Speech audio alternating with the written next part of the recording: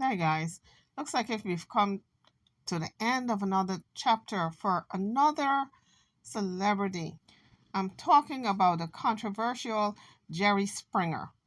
So, his real name is Gerald Norman Springer. He was born on February the 13th, 1944, and he died on April the 27th. At the age of 79, he was British born, American broadcaster, journalist, actor, producer, lawyer, and politician. Jean Galvin, a longtime friend and family spokesperson, told NBC News that Jerry died specifically from pancreatic cancer. In the early 1970s, Jerry embarked on his own political career in Ohio, serving on Cincinnati City Council. In 1974, he was forced to resign from the council over a controversy involving prostitution, but he regained his seat at the next election. So, some people have always wondered if people get paid to go on the Jerry Springer show. And the answer is they're not exactly paid to get on the show or to be on the show, but there are some perks. The show will pay for their travel and hotel, and guests also receive a small stipend during their stay. So I guess in a way they're paid a very nominal or very minute amount, but it's not considered a real payment. It's just considered compensation for being there, paying for the hotel, paying for the suite, and maybe some pocket money to maybe catch a cab or something. But it's not considered being paid. But Jerry will always be one of the most influential and controversial figures in TV's history. Jerry Springer was only married once, and his ex wife's name is Mickey Velton. Jerry had a daughter, no sons. His only surviving child, and her name is Katie Springer. His ability to connect with people, his publicist says, was at the heart of his success. In everything he tried, whether that was politics, broadcasting, or just joking with people on the street who wanted a photo or a word, according to Galvin. He is irreplaceable and his loss hurts immensely. But memories of his intellect, his heart, and humor will live on. The Jerry Springer Show ran from 1991 to the year 2018 and was known for its profanity prone guests who often had to be restrained by on set security guards as audience members wildly cheered them on. Back in the 1990s, popularity of the show went up against the Oprah Winfrey Show. The Jerry Springer had no regrets for high energy, lowbrow material he aired on the afternoon show. So, this next audio is in remembrance of Jerry Springer. When his show ended, he interviewed with the Today Show, and these were his words as he was telling the cast of the Today Show about him being Judge Jerry and deciding if people were guilty or innocent. So he was talking here about a particular clip that they did, a particular show where he yelled at a person and threw them out of his court. All right. Jerry Springer. I'm normally not like that. No? Really? No. I don't yell at people. No, you don't. That scared me. Actually, when we shot that, and then afterwards, the crew back, because they had never in all the years seen me, I just don't yell at people. And they said, oh my God, this is, we don't like this. So how did this come about? I was drinking. Okay. No, actually, Sean O'Boyle, who is the head of sales for NBC, he came to me one day about a month before my regular show stopped taping, and he says, hey, I got this idea. What about Judge Jerry? Because I started out being a lawyer. How many people knew that Jerry Springer was a lawyer in real life? I guess a lot of people did not know that. Now you know. I started out being a lawyer, and why don't you do that? So I'd say it was 14 seconds before I said, yeah, sure. Why not? So this is kind of neat. It's the first grown-up job I've had in 30 years. And I get to be a judge and use whatever I learned in law school and practicing law. So I'm really enjoying it.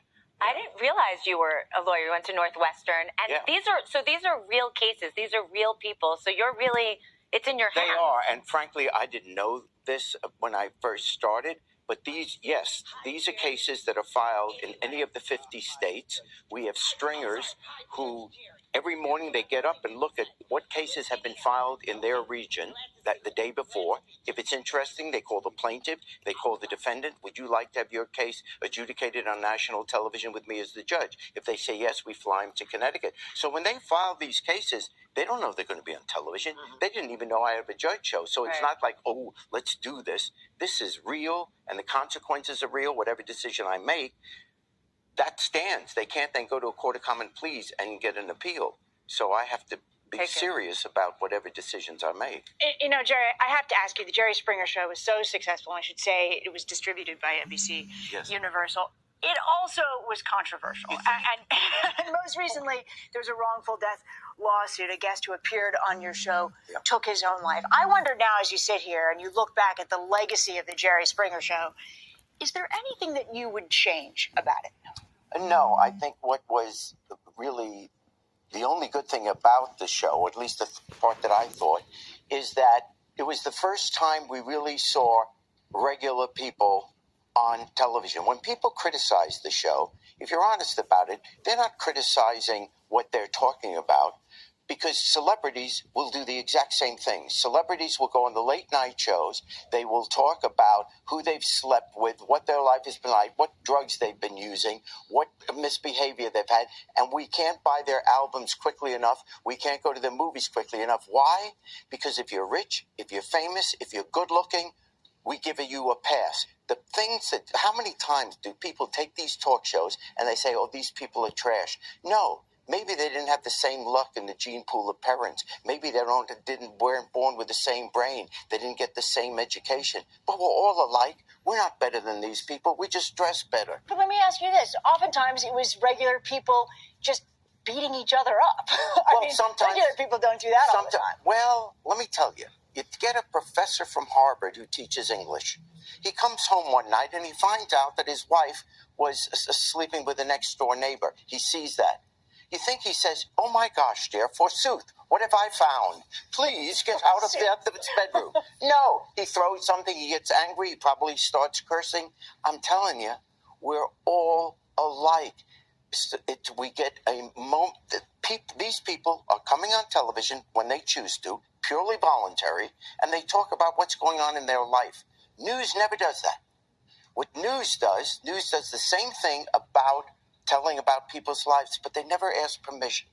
A newscaster never says, you know what, if this story makes you feel bad, if this story hurts your family, if this story ruins your reputation, we won't run it. No, news just plows right through. At least on these talk shows, it's all voluntary.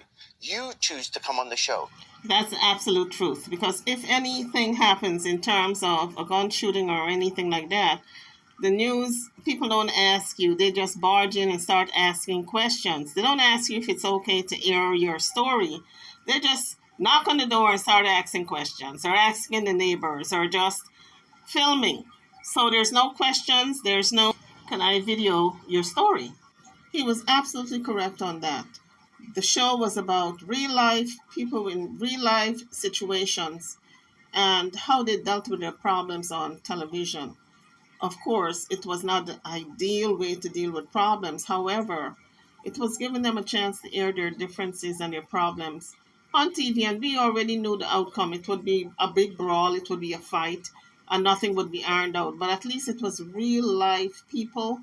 It wasn't celebrities. It was the regular Joe, the regular person off the street. So that was a little glimpse into what Jerry Springer had to say after his show was over. And the Today Show, he was being interviewed by the cast. So this is what Steve Wilkos had to say about his passing when he was interviewed by TMZ. So, Steve, you knew him so well. This is kind of a day of reflection. I'm wondering your thoughts.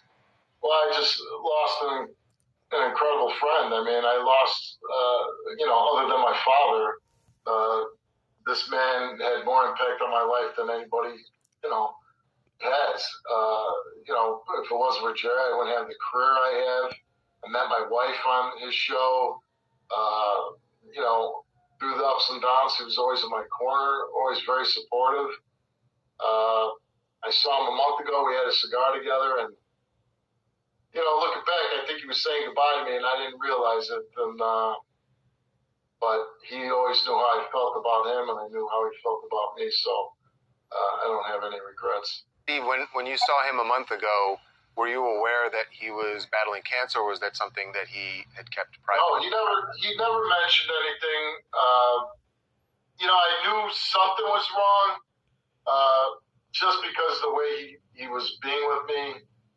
We've always been very affectionate and cared for each other, but he was very emotional that night, and he hugged me like he never hugged me before, and he was telling me he loved me, and I didn't really take it out as ordinary. And the other thing that was a little bit different was when we got together, we never really talked about the old times like people do and tell the same stories they told a million times. We would really just catch up on our families and his grandson and my son. They both play sports, and so we would talk about things like that. But we did reminisce a lot that night. And again, when you're in the moment, you're not really thinking about things. And honestly, if you asked me that night who would live longer, I thought Jerry would outlive me. Guy never smoked, never drank. I don't think many people knew that Jerry never smoked or drank. Kept his weight in check. He was, he's a very youthful 79 years old. I guarantee you that. And I really thought the guy would live to 100. So I'm just, and he did not let on that he was ill. Like I said, looking back now, I think in a way he was kind of saying goodbye to me. I didn't realize that at the time, but I'm still shocked that he's gone. So there you have it, folks. Steve Wilkos being interviewed by TMZ, voicing his opinion about the loss of Jerry Springer, who died at the age of 79 from pancreatic cancer on April the 27th, 5 days ago, 2023. So we're sending condolences to the Jerry Springer's family. And rest in peace, Jerry Springer. YouTubers, I'm over and out. Don't forget to like, share, and subscribe to my channel and to this video. Thank you for watching.